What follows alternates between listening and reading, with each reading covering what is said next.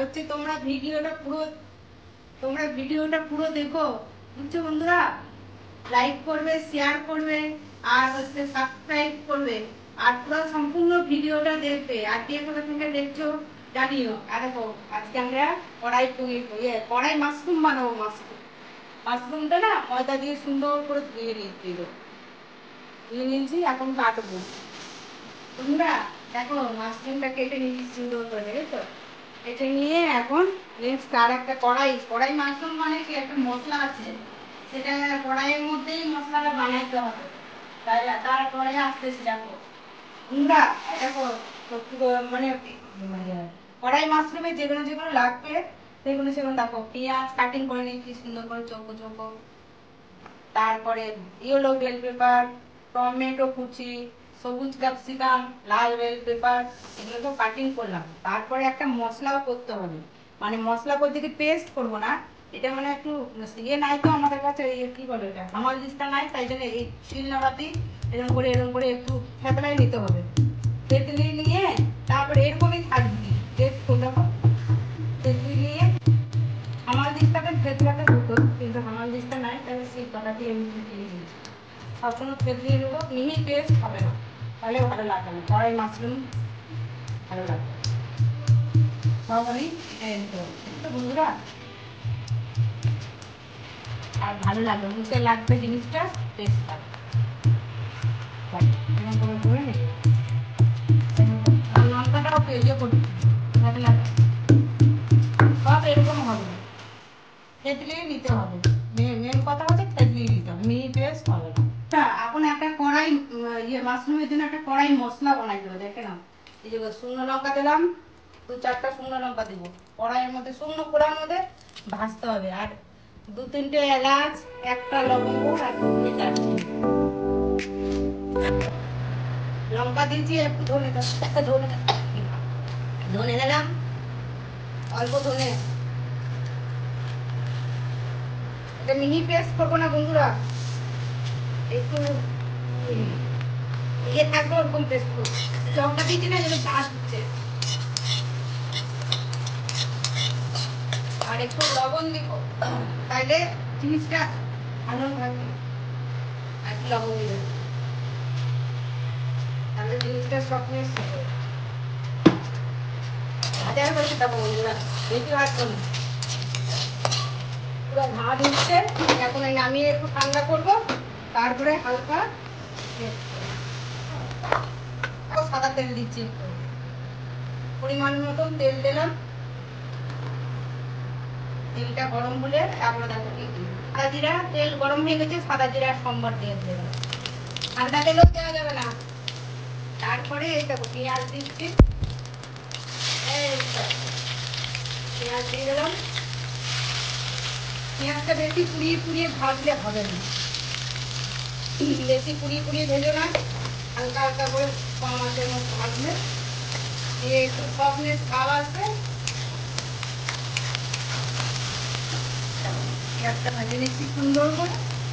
তারপরে আমরা এটার মধ্যে আবার আরও দিতে হবে, তো টমেটো কেটে রাখছি, টমেটো দিয়ে দিলাম।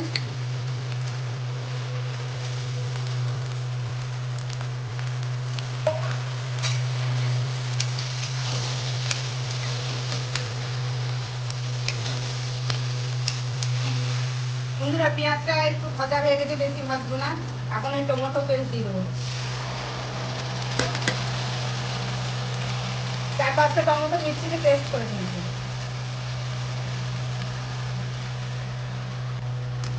দেখো বন্ধুরা, এখন টমেটো পেস্ট দিলাম, একটু 4-5টা টমেটো পেস্ট করে দিয়েছি, মিক্সিতে পেস্ট করে দিয়ে দিয়েছি। এখন এর মধ্যে ধনের গুঁড়া দিলাম, একটু অল্প করে ধনের গুঁড়া, যাতে পুড়ে না যায়, গুঁড়া,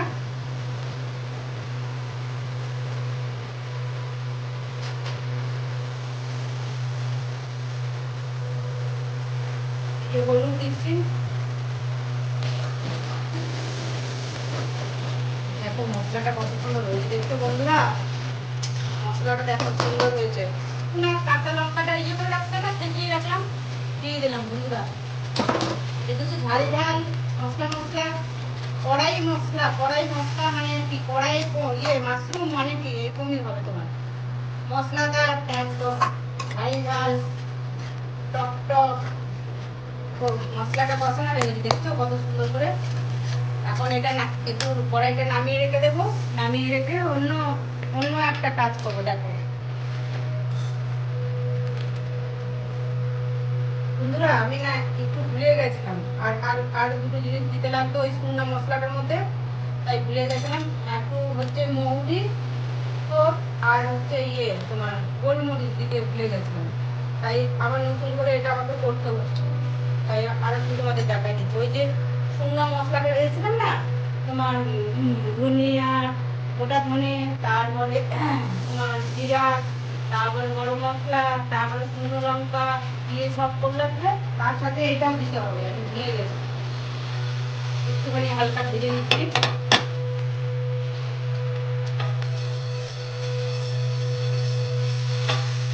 প্যানের মধ্যে দেখো একটা করে নেবো, একটু রিফাইন তেল দিলাম, সাদা তেল দিলাম একটু, আর এর মধ্যে বাটা দিব।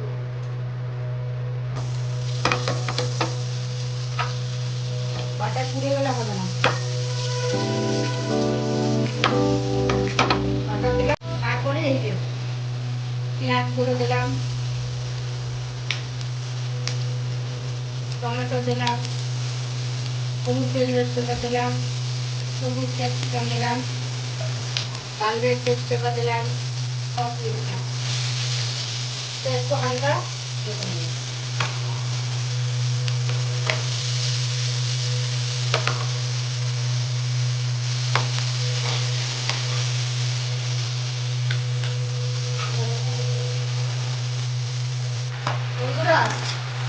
প্যানের মধ্যে জায়গা হচ্ছিল না, হালকা ফ্রাই করে ওর মধ্যে ক্যাপসিকাম ফ্রাই করে এই কড়াইয়ের মধ্যে দিয়েছি মাশরুম গুলো ফ্রাই করতে।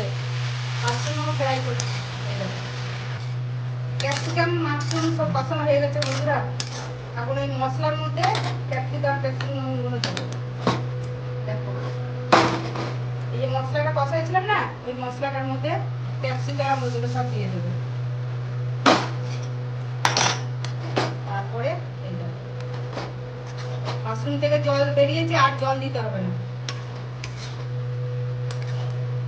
মাশরুম থেকে জল বেরিয়ে গেছে, আর জল দিতে হবে না।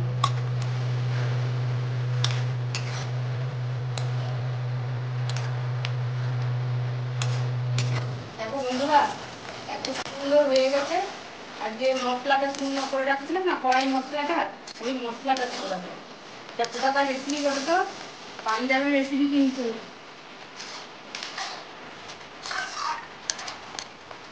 বেশি মিহি টেস্ট করি নাই কিন্তু, মানে একটু মানে দানাদার থাকতে টেস্টটা দিয়ে দিচ্ছি।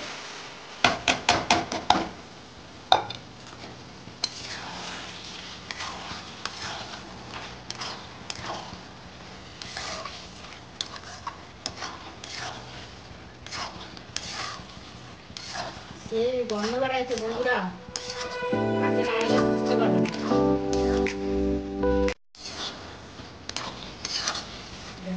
দেখছো বন্ধুরা,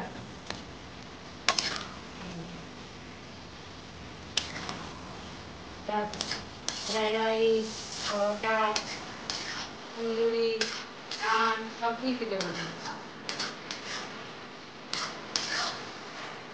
মধ্যে একটু বাটার দিতে হবে, বাটার দিচ্ছি দেখছো, বাটার ভরে ভরে দিতে হবে। কড়াই মাশরুম, রেসিপিটার নাম হলো কড়াই মাশরুম। কড়াইয়ের মধ্যে রাখলাম মাশরুম, মশলা দেখালাম তোমাদের করে, আর হচ্ছে মাশরুমের কথা একদম সুন্দর হতো বন্ধুরা, না দেখলে বুঝতে পারবো না। মাছ মাংস তো প্রতিদিন খাও, এটা একবার বানিয়ে খেয়ে দেখো তোমরা বন্ধুরা, দিয়ে কেমন হয়েছে আমাকে জানাবে বন্ধুরা। একটু কসুরি মেথি দিতে লাগবে।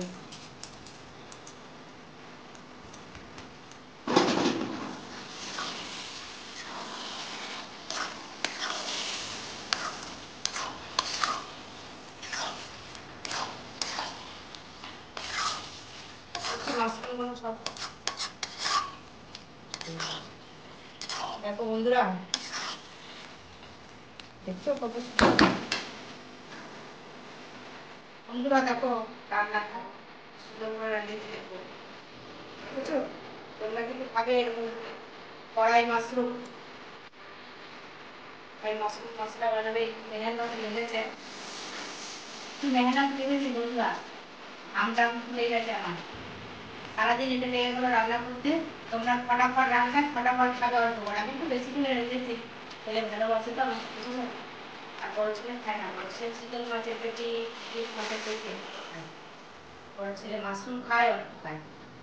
বন্ধুরা তাইলে কিন্তু এখানেই ভিডিওটা শেষ করছি, তোমরা শেয়ার করবে, সাবস্ক্রাইব করবে, লাইক করবে, বুঝছো বন্ধুরা? আর কে কোথা থেকে দেখছো কমেন্ট করো। রাখছি বন্ধুরা।